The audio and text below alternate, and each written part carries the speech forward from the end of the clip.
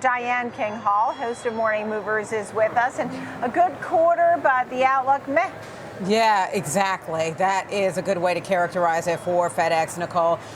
Look, the most recent quarter, FedEx did do better than expected, but it's all about the outlook from here, especially when you get to the end of earnings season. And so they had a weaker than expected quarterly outlook, and then they didn't give a full year outlook. So it just creates cloudiness about how investors or what investors should expect from FedEx. In terms of their fiscal fourth quarter, they beat expectation, adjusted EPS coming at 607 a share. That was better than expected. Revenue coming in at $22.2 billion, also better than the street was looking for. But again, the outlook is the pressure point here. They didn't offer a full year forecast, so that creates some cloudiness. They cited macro uncertainty, evolving trade policy. But the problem is there were many companies that did give guidance this earnings season, even with the macro uncertainty and the shifting trade policy, but they're not giving a full year outlook. In terms of their Q1 guidance, that was mixed.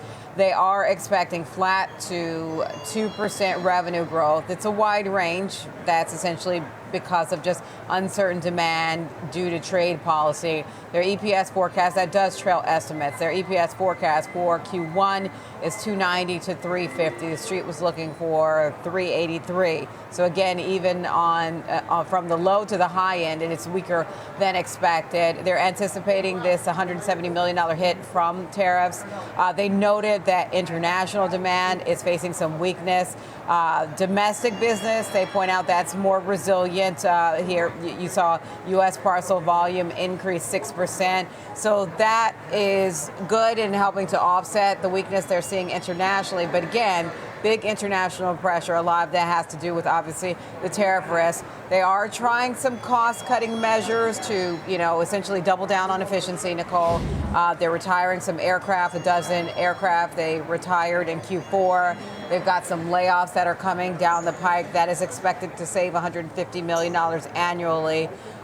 So those are, kind of the big approaches that they're having to addressing their challenges. But again, as you mentioned, shares are under pressure, Nicole. Look, with the tariffs weighing on these shipments and the lack of the forecast, you said how the full year forecast, they don't have one.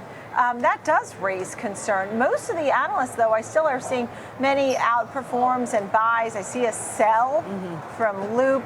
But very much in a wait-and-see mode on this name now. It does seem to be a wait-and-see. I was talking to Chris Versace earlier today, and one of the things that he pointed out on the call is, look, they talked about, the weakness internationally, talking about trade, but he pointed out, look, you see shipping still happening with Amazon, and Amazon may be claiming more of that market share. You remember there was that shift when Amazon started doing their own trucks to, address any efficiency with regard to deliveries. And so Amazon, he pointed out, could be taking market share from FedEx just alone. Imagine. Yeah. Imagine, right? We're going to hear more from that idea. We're not really getting a lot of that, but something that we'll continue to investigate. Let's talk about General Mills. This is a name reporting its earnings as well. Some details there. Yeah, look, they reported a mixed bag here for General Mills. They beat on profit, but revenue sales coming in weaker than expected. People just aren't eating cereal to the same degree they did once upon a time. They're trying some changes to address that. Adjusted EPS came in at 74 cents a share. The street was looking for 71, so that was a beat, but revenue came up light. Revenue coming in at $4.56 billion. The street was looking for closer to $4.6 billion. So again, the top line weak. They've got just really a tough road ahead. They're expecting flat to a negative 1% organic net sales in fiscal 2026. They're expecting EPS to decline between 10 and 15%. So there are still headwinds facing this category.